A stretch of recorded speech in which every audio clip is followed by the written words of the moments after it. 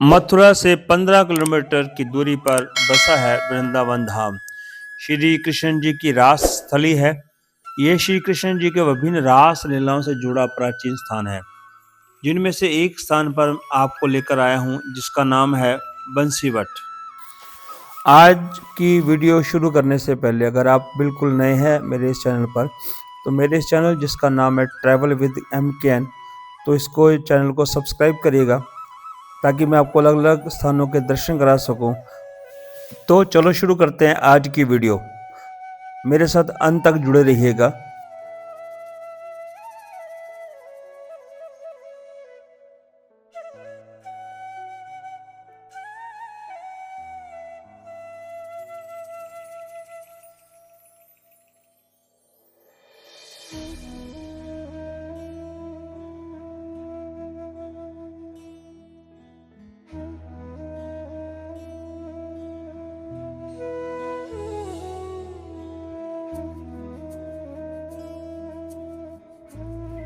बोलिए वृंदावन बिहारी लाल की। देखो, आप जहाँ स्थान को देख रहे हो, जहाँ स्थान को बोले बंशीवट, आपने सुनो हो तो ब्रज के संतन की वाणी है, वृंदावन सो वन नहीं, नंद गांव सो गांव, और बंशी बट सो बट नहीं, कृष्ण नाम सो नाम। इन चारों के अलावा पांचवा कोई नहीं जो इन चारों के बराबर है। उसमें से ये दरख है, इसी का नाम है बंशी बट। इस बट के नीचे भगवान नित्य बंशी बजाते हैं। अश्विनी मास की पूर्णिमा, जिसको हम बोलते हैं शरद पूर्णिमा, बाकी रात को भगवान ने या बट के नीचे ऐसी बंशी बजाई कि बंशी को सुनो तो तीनों लोग मोहित है गए। भागवत जी के 10वें स्कंद में रासपंच अध्याय है, भगवान वेद व्यास जी वर्णन कर रहे हैं, सर्वभूत मनोहरम, जितने भी देही प्राणी हैं उन सब के मन को हरे वाली जी। जब बंशी बच्चराशि को ब्रज की गोपी ने सुनी तो उनके सांसारिक संबंध टूट गए और सब गोपी यहाँ आ गई। जब सभी गोपियां आई तो भगवान बोले, स्वागतम महाभागा क्यों करना पिया पीवा। हे गोपियों, आप सभी का स्वागत है, पर यहाँ क्यों आई हो? बैठ जाओ। यहाँ क्यों आई हो? तो सब मिलके बोली कि प्रभु, हमने 1 वर्ष पहले माँ कात्यायनी की आराधना की और माँ कात्यायनी हमसे प्रसन्न हो गई और हमसे कहा वर मांगिए। तो हमने क्या वर मांगा? कात्यायनी महामाया महायोगेंद्रेश्वरी नंद गोप सुतम देवीम पतिमेवम कुरते। हे माँ, ऐसा वर दीजिए कि नंद का पुत्र हमको पति रूप में प्राप्त हो जाए। तो कात्यायनी ने वरदान दिया कि शरद की रात्रि में बंशीवट पे आप सबको भगवान प्राप्त हो।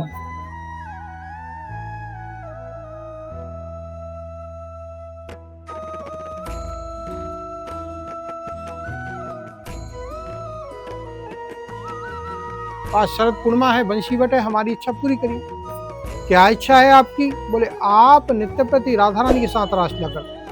आज हम सबकी इच्छा है, सभी का हाथ पकड़िए और महाराज की लीला की। तो भगवान ने यही योग माया को आह्वान किया और योग माया ने भगवान को उतने ही रूप दिए जितनी गोपी है। जो छवि में देख रहे हो, एक गोपी कृष्ण, एक गोपी कृष्ण, यही तरह से ठाकुर जी ने यहाँ महारास करो। महारास आरंभ हो तो यही बंशी।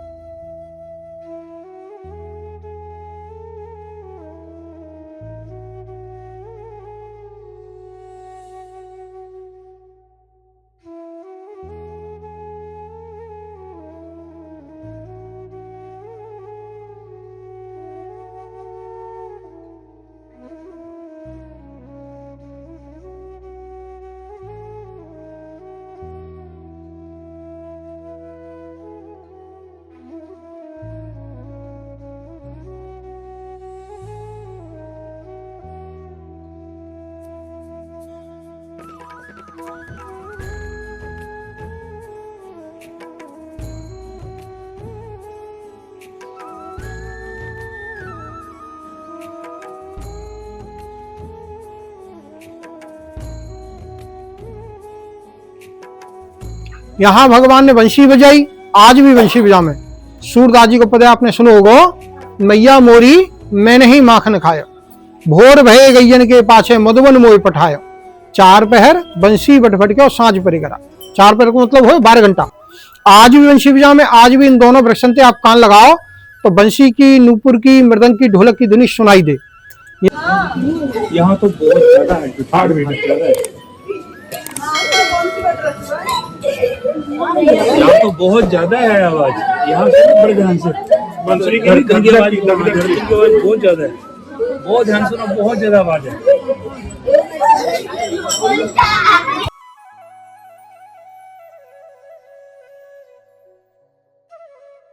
श्री राधे। आज हम आए हैं वंशीवट। तो मैंने सुना कि यहाँ पे इस पेड़ में से कृष्ण जी की बांसुरी की आवाज़ आती है। तो जब मैंने किया एक्सपीरियंस मेरा ये था कि मैंने जब सुनी तो पहले तो धक धक की आवाज़ आई, फिर दूसरी बार जब मैंने फिर से अच्छे से पूरा ध्यान लगा के सुना तो मुझे अच्छी मधुर सी बांसुरी की आवाज़ भी आई। तो मुझे बहुत ही अच्छा फील हुआ कि शायद मुझ पर कृपा हुई है भगवान जी। मैं आज वंशीवट में आई।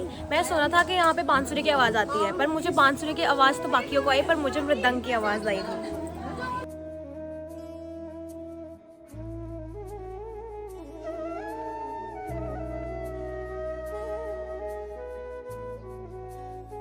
की ध्वनि भगवान शिव और माँ पार्वती दोनों को सुनाई थी। दोनों यहाँ आए तो यहाँ द्वारपाल हस्ती ललिता विशाखा, उन्होंने पार्वती को उसने दिए, शिव जी को रोक दिए, बाबा तुम नहीं जा सको। क्यों? कि राधा रानी को आदेश है कि रास के अंदर कोई पुरुष नहीं जाएगा। तो भगवान शिव बड़े दुखी हुए। तो ललिता विशाखा बोली आप दुख मत करो, आप जाओ माँ यमुना जी के पास, अगर यमुना कृपा करेगी तो आप रास के दर्शन कर पाओ। भगवान शिव यमुना जी के पास गए, पूजा की, आराधना करी। यमुना माँ प्रसन्न हुई, बोले आज हमारी याचना क्यों? तो भगवान शिव रो के बोले प्रभु माँ महाराज के दर्शन करने के लिए आए, मुझसे मना कर, पर अगर आप कृपा करो तो मैं रास के दर्शन कर पाऊँ। माँ यमुना बड़ी प्रसन्न हुई और भगवान शिव को बहुत सुंदर गोपी बनाए, इतनी सुंदर गोपी बनाए कि कोई नहीं जान सके। यमुना जी ने एक बंशी दी, जा के भगवान ने अर्पण करी। तो भगवान शंकर यहाँ आए तो कोई नहीं पहचान पाए। बीच में जो देख रहे हो छवि में राधा रानी भगवान खड़े, यही स्थल है, यही बीच को मेन पॉइंट यही है, यही प्रिया प्रीतम के चरण चिन्ह, यही प्रिया प्रीतम खड़े। वो जो बंशी यमुना जी ने भगवान शिव को दी, वो बंशी भगवान शिव ने भगवान को अर्पण करी। भगवान बोले हे शिव, हमें सबसे प्रिय वस्तु बंशी है, आपने हमें बंशी दी, आपकी क्या इच्छा? बोले प्रभु ऐसा वर दो कि आपकी या लीला को हम नित्य गोपी रूप में दर्शन कर सके। भगवान ने भगवान शिव को वरदान दियो, निकुंजे पासर पुण्य वंशी वट समीपतः शिवोपी चासुरी मुनि नित्यम वास चकार। या बंशी बट की निकुंज के द्वार पे आप नित्य गोपी रूप में निवास करो। यहाँ से 100 मीटर आगे ही भगवान शिव है जो गोपेश्वर महादेव। 5,500 वर्ष पहले भगवान ने वरदान दियो, आज तक नियम परंपरा है, सुबह दर्शन करो पिंडी रूप में दर्शन हो, और शाम को दर्शन करोगे तो वह पिंडी को आज भी गोपी सजा में, आज भी लहंगा चुन्नी सिंदूर अलता मेहंदी लगा के भगवान शिव को गोपी बनाओ। काहे के लिए? भगवान शिव आज भी गोपी स्वरूप में महाराज के दर्शन करें। श्रीमद् भागवत के दशम स्कंद में रास पंचाध्यायी 52 लीला को वर्णन है। श्रीमन रास रसारंभी वंशी बट तट स्थित करु स्वयं वेणु शनिवे गोपी गोपी नास्त। यमुना तट पे वंशी तट पे भगवान ने दिव्य वेणु नाद कियो, यही भगवान को नाम है गो गोपीनाथ। रानी को हाथ छोड़ दियो और दरवाजे बजा के भगवान शिव का हाथ पकड़ लिया और बोले आइए गोपेश्वर, तभी ते भगवान शिव को नाम भयो गोपेश्वर।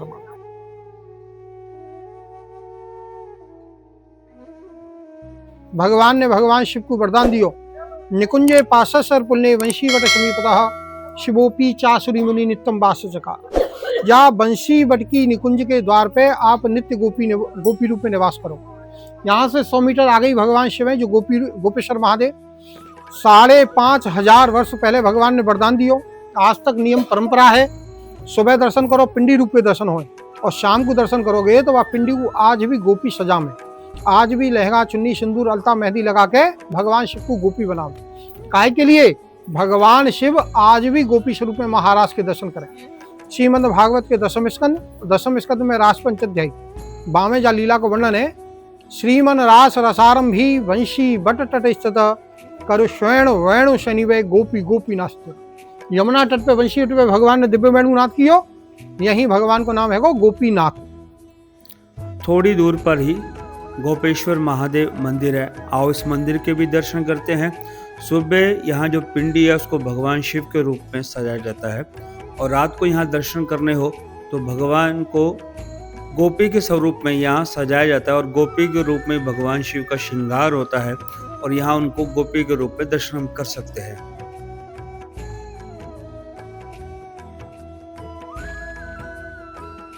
सबसे प्राचीनतम 5,500 वर्ष प्राचीन स्थान है वंशीवट महाराष्ट्र स्थली।